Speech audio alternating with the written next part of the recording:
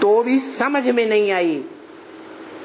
अरे ये कैसी ब्राह्मणों की सृष्टि है। रोज मुरली में समझाते हैं बच्चे बाप का परिचय दो।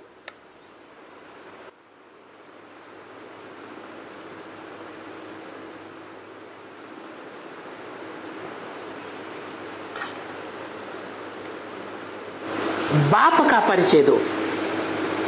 बेसिक नॉलेज में भी शुरू से सुनते आए बाप का परिचय। पहले पहले बाप का परिचय। ब्रह्मा कुमारियां, अबोध बच्चे, गोद में खेलने वाले बच्चे, अम्मा की गोद को ही बड़ा भारी पुरुषार्थ, बड़ी भारी प्राप्ति समझने वाले बच्चे, शिशु बच्चे हैं ना। हम भी थे या नहीं? हम भी थे।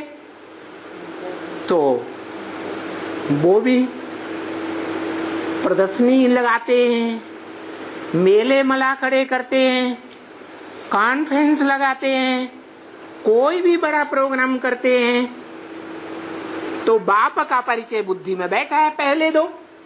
तो कौन सा चित्र रख देते हैं? हाँ, निराकार शिवलिंग का चित्र रख देते हैं 32 किरणों वाला। उनकी बुद्धि में ये नहीं आता कि निराकार के गुण होते हैं, निराकार में अवगुण होते हैं। गुण और अवगुण शरीरधारी में होते हैं या निराकार में होते हैं?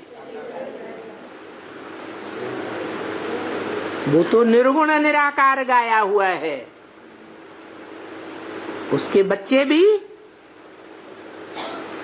आज तक बोलते हैं अंदर अंदर।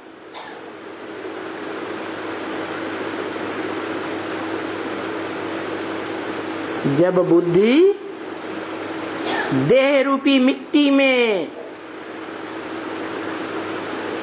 जैसे कब्र में मुर्दा रगड़ करता है, तो सोचते हैं कि हमारी बुद्धि मिट्टी में धरी हुई है। बरोबर हम नीचे जा रहे हैं या मिट्टी की दुनिया से ऊपर जा रहे हैं? कहाँ जा रहे हैं मन बुद्धि से? है नीचे जा रहे हैं। तो देखो, वो तथाकथित ब्रह्मा कुमार कुमारी आज भी मुगालते में आकर के वो निराकार को ही जीवन मुक्ति और मुक्ति का वर्षा देने वाला रचयिता बाप समझते हैं। रचयिता साकार होता है या निराकार होता है? हैं? साकार होता है। अगर निराकार, तो निराकार आत्माओं को परिचय देकर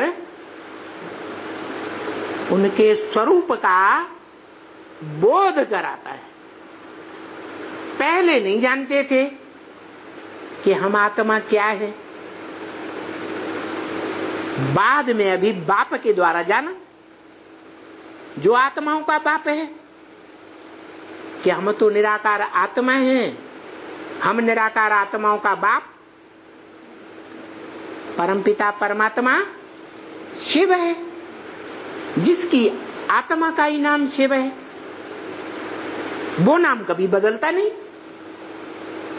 और आत्माओं के शरीर पर नाम पड़ते हैं। और शिव का नाम बिंदु पर पड़ता है। मेरी बिंदी का ही नाम शिव है। तो वो निराकार होने के कारण निराकारी ज्ञान का वर्षा देता है। और निराकारी ज्ञान का वर्षा जो देता है और जिसको देता है, वो परंपरा आज भी मनुष्य सृष्टि में चल रही है। मनुष्य सृष्टि में जो भी बाप होते हैं वो अपना वर्षा बड़े भाई को ही दे रहे हैं, देते हैं या नहीं। और गीता में भी लिखा हुआ है, मम वर्तमान वर्तन्ते मनुष्या पार्थ सर्वस, मेरे रास्ते का ही इस दुनिया में मनुष्य सब अनुकरण करते हैं। जिस रास्ते पर मैं चला हूं संगम में, उसी रास्ते का मनुष्य अनुकरण करते आए हैं 5000 वर्ष के ड्रामा में। तो देखो वहां से परंपरा शुरू हुई। शिव बाप आत्माओं का बाप किसको वर्षा देता है? बड़े भाई को वर्षा देता है। निराकार बाप निराकार आत्मा बनने वाले को वर्षा देता है। जो निराकारी आत्मा के स्टेज पहले पहले धारण करेगा वो बड़ा बच्चा हुआ, और उसी बच्चे की यादगार में शिवलिंग बनाया गया है। वो बच्चा ही पूज्य बनता है, और वो बच्चा ही द्वापर से पुजारी बनता है। आत्माओं का बाप शिव न पूज्य बनता है और न पुजारी बनता है। तो वो शंकर जो पुरुषार्थी है, याद में बैठा हुआ है, उस याद में बैठे हुए पुरुषार्थी का संपन्न रूप है। जो मंदिरों में शिवलिंग दिखाया गया है, वो शिवलिंग ही गीता में बताया है अव्यक्त मूर्ति ना। मूर्ति माने साकार, अमूर्त माने निराकार। मूर्ति तो है लेकिन अव्यक्त मूर्ति है। अव्यक्त कैसे? वो तो बड़ा रूप है।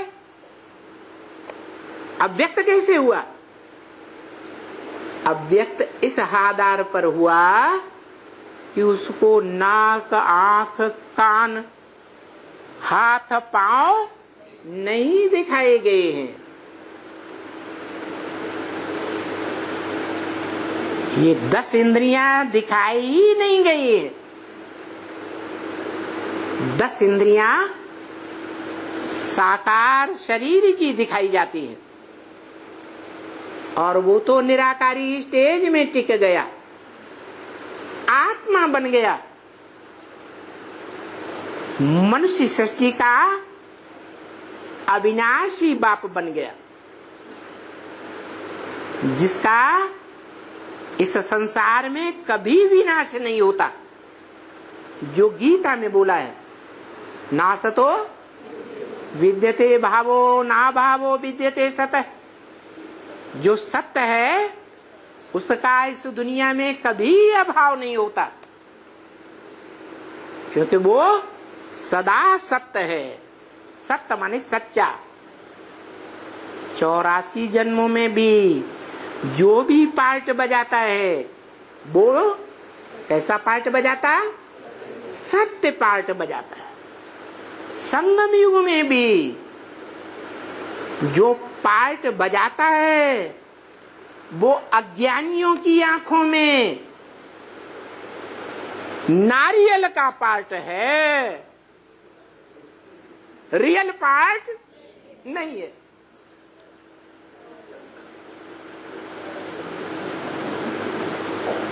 वो नारियल बहुत ऊंची स्टेज में लगता है।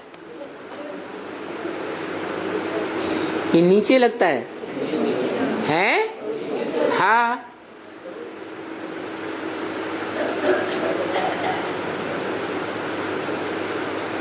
उस नारियल फल में जो जास्ती यूज किया जाता है वो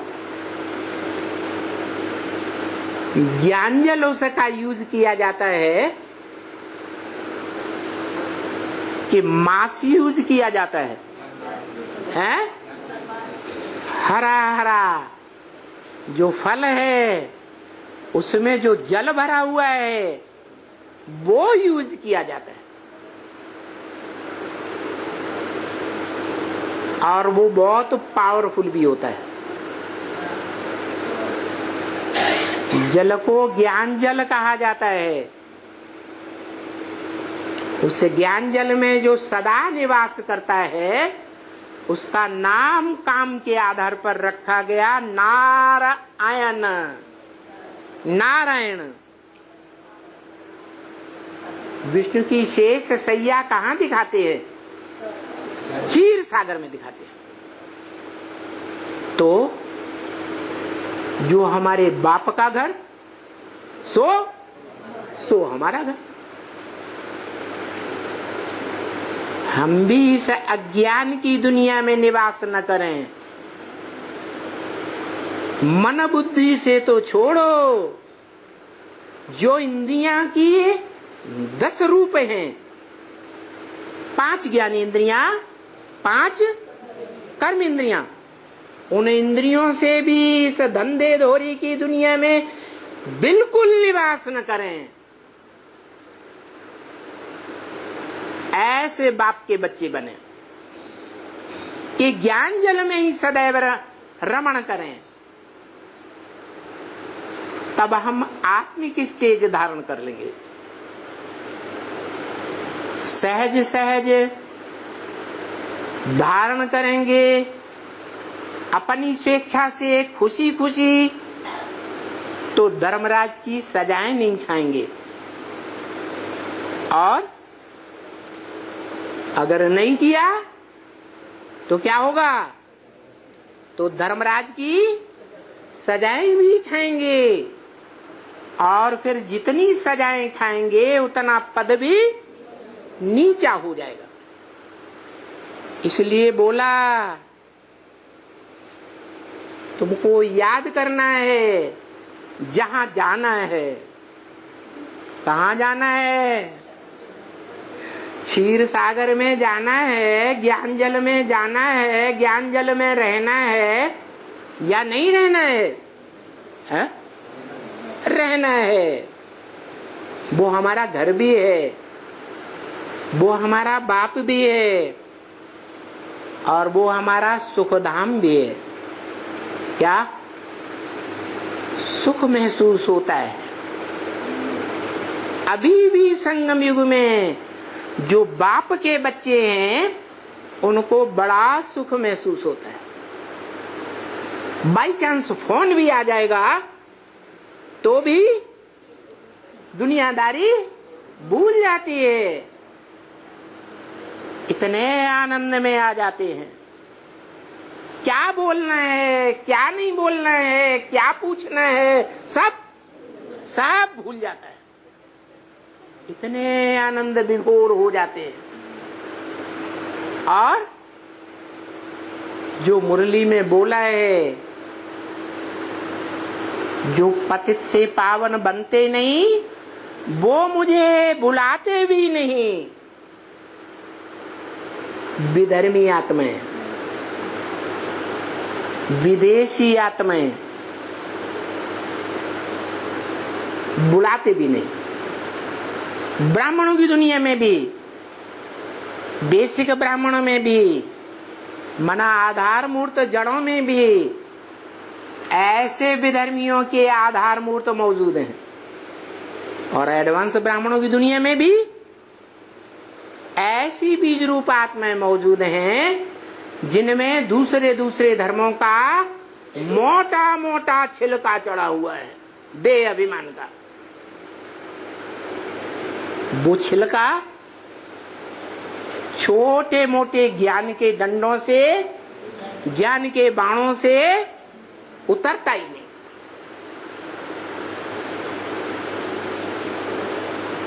थोड़ा सा योग बल का कोई असर नहीं होता। मिसाल दिया, जैसे गरम तवा होता है उस पर पानी की थोड़ी बूंदें डालो ज्ञान जल की, तो क्या होगा? सुन्न हो जाता है।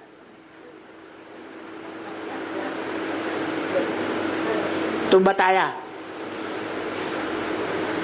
कि जो बाप के बच्चे हैं 4.5 लाख यथा राजा तथा प्रजा की लिस्ट में आने वाले हैं, वो बच्चे आत्मिक स्थिति धारण करके पहले पहले बाप में मन मना भव हो जावेंगे। क्या हो जावेंगे? मत मना भव। मत माने मेरे, मना माने मन में, भव माने समाज। किसने कहा? कौन सी आत्मा ने कहा मन मना भव? शिव की आत्मा ने। शिव को मन है? शिव को तो मन ही नहीं है, वो तो अमन है। क्या वो संकल्प विकल्प चलाता है, मनन चिंतन मंथन करता है? मन बुद्धि से किसी को याद करता है? किसी को याद करने की दरकार नहीं। हाँ, उन बच्चों को याद करता है ताकि उन बच्चों को खुशी आए, वो बच्चे गहरी याद में टिके। कौन बच्चों को याद करता है? जो बाप के धंधे में लगे हुए। क्या? बाप के धंधे में लगे हुए। बाप का धंधा देह के पेट की पूर्ति का धंधा है, या आत्मा का जो बुद्धि रूपी पेट है उसको भरपाई करने का धंधा है? तो आत्मा का जो पेट है ज्ञान जल से भरा रहे, याद के भोजन से भरा रहे। खूब भोजन ग्रहण करें, चबा चबा के मंथन करके, और खूब ज्ञान जल से पचाएं। इतने पावरफुल बने जो विश्व की बादशाही में 8 दिशाओं के मालिक बन जाए, दिग्पाल। कितनी दिशाएं? पूरब पश्चिम उत्तर दक्षिण 4 दिशाएं, और उनके 4 कोने 8 दिशाएं, और एक ऊपर और एक नीचे। 10 दिशाओं के नंबरवार मालिक बने। ऐसे बुद्धि रूपी पेट की भरपाई करें और देह के पेट को क्या करें? भूल जाएं। तो हम ऐसी मुसाफरी पर हैं कि हमें बाप से मिलना है, बाप के घर जाना है। बाप का घर सो हमारा घर। बाप का घर कौन सा है? अरे निराकार बाप का घर है, निराकारी धाम।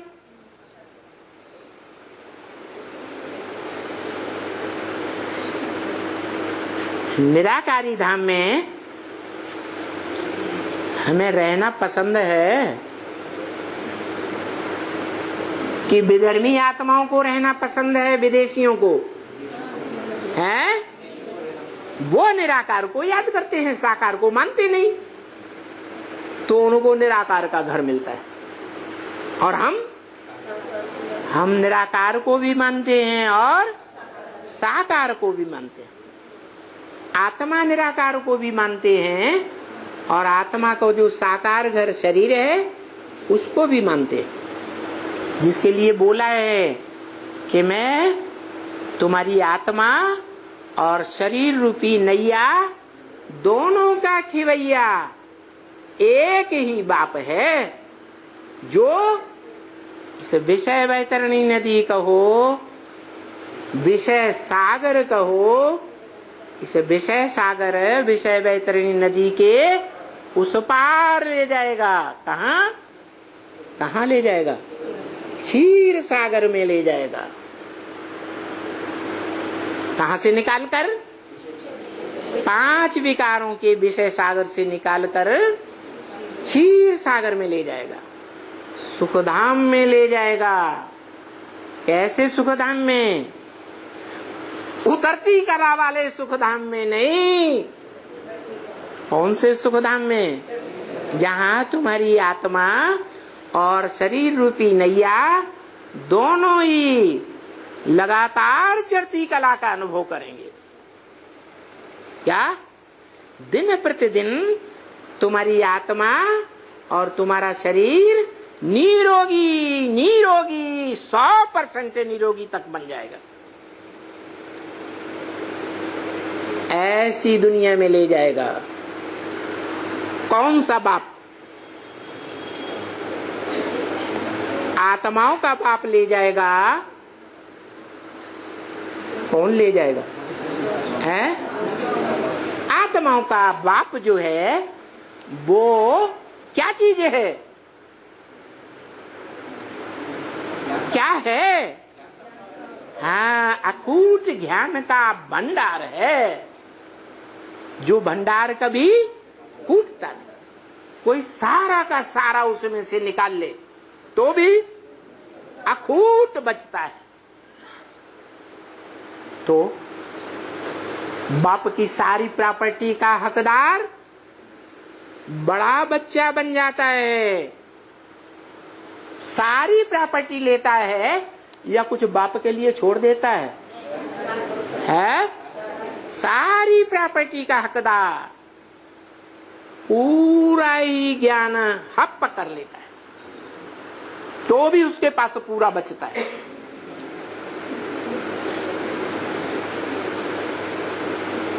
इसीलिए शास्त्रों में बोला है, पूर्णमिदं पूर्णमदः पूर्णात् पूर्णमुदच्यते पूर्णस्य पूर्णमादाय पूर्णमेवावशिष्यते। पूरा ही निकाल लो तो भी पूरा ही बचता है। तो ऐसे बाप का बच्चा जो निमित्त बनता है किस बात के? हैं? सभी परिवार के जो भी बच्चे हैं 500-700 करोड़, उनकी पालना के निमित्त बनता है। और कैसी पालना? यथा राजा तथा प्रजा। आज के जो राजा हैं, कंट्रोलर हैं, प्रशासक हैं, वो ऐसे समझते हैं कि जैसे हमारे पेट से पैदा हुए बच्चे हैं वैसी ही प्रजा के लोग उनकी परवरिश करनी चाहिए। बनते हैं? बिल्कुल नहीं बनते। 100% उल्टा है। ये गायन कब का है? यथा राजा तथा प्रजा। वो अभी संगम युग का, स्वर्णिम युग का गायन है, जहां तुमको अभी जाना है। कहाँ जाना है? सुखधाम में जाना है या नहीं जाना है? जाना है। बरोबर हम मुसाफिरी पर हैं, रूहानी मुसाफिरी पर। हमारी रूह कहाँ जाएगी? है? जैसे कोई बच्चे विलायत से लौटते हैं अपने घर की ओर, तो अंदर जो ललक है कि हम किससे मिलने जा रहे हैं? माता पिता से मिलने जा रहे हैं। ललक रहती है ना याद की। तो पहली ललक है बाप की याद, दूसरी ललक है बाप का घर, और तीसरी ललक है जो दोनों से भी ऊंची है, बाप से भी ऊंची है। बाप शरीर छोड़ देता है तो बाप क्या चाहता है? मेरे बच्चे कहाँ रहें? मेरे अंदर ही रहें। कहाँ रहें? सुख में रहें। बाप क्या चाहता है? सुख में रहें। तो सुखधाम है तुम्हारी ऊंचे से ऊंची गंतव्य स्थिति, जहां तुमको जाना है। शांति धाम जाना है, बाप के पास जाना है, और बाप से वर्षा लेकर कहाँ जाना? सुखधाम जाना है। तो गीता में बताया अव्यक्त मूर्तिना, ये सारा संसार महाविनाश के टाइम पर सभी मनुष्य आत्माएं अपना अपना शरीर छोड़ करके उस मनुष्य सृष्टि के बाप में मत मना भव, मेरे मन में समा जा। उस मनुष्य सृष्टि के बाप के मन में क्या है? क्या है? कौन है? शिव बिंदु। तो कहां समा जा?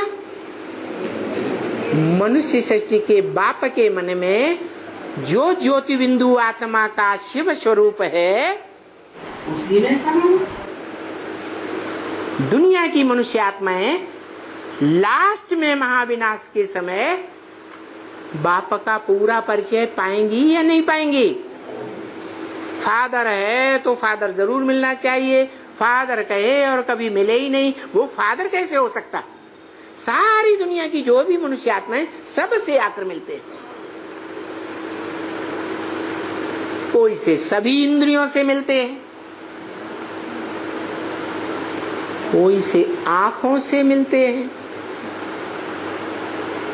कोई से कानों के द्वारा मिलते हैं। खूब वाणी सुनते हैं बाप की। मुरली से प्यार, माना मुरलीधर से प्यार। कोई मन के द्वारा, वाचा के द्वारा, अखबार के द्वारा, टीवी के द्वारा बाप की पूरी पहचान लेते हैं।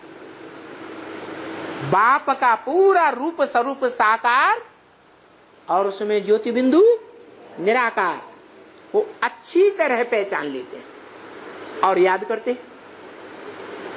तो अंत समय में सारी सृष्टि की मनुष्य आत्माओं के अंदर कौन सा संकल्प चलेगा? है मत मना भव। क्या संकल्प? मेरे मन में समा। मेरे मन में बिंदी, तो कहां समा जा? उसी बिंदी में समा जा। इसलिए झाड़ के ऊपर वो ही बैठा हुआ है नग्न रूप। सारी आत्माएं मनुष्य सृष्टि की नीचे से खिंच करके उसी रूप में समा रही है। महाविनाश काल में सबके संकल्प अलग अलग हैं, 500 करोड़ के या एक है, वो अलग अलग संकल्प एक ही संकल्प में समा जाते हैं। जो भक्ति मार्ग में बोला है, आत्माएं बुदबुदा हैं, सागर के बलबूले, छोटे बड़े बलबूले सागर से निकलते हैं और सागर में समा जाते हैं।